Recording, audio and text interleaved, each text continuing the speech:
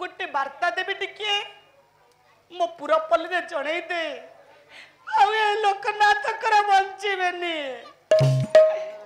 तांको निकट रे जने सिस्टर बसी थिले डाकिले सिस्टर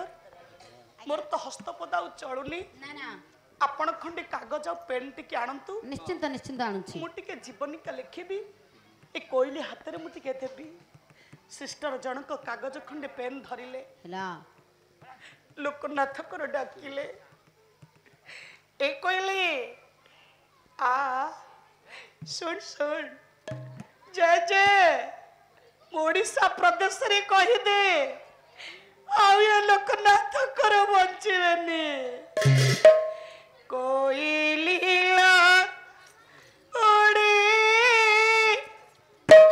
जा तू ओडिशा प्रदेश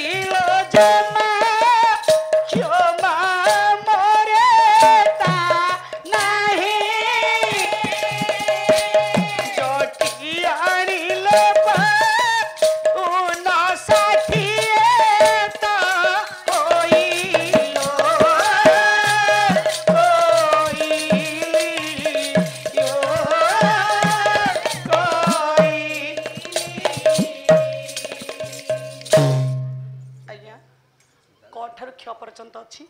सब तो गाई हवा संभव नुहे ये मु छाड़ी जाऊँगी मो बड़ भौणी जब जानी थे जो झठू आरंभ करेंगे मो भौणी जब जानी थे गाइबे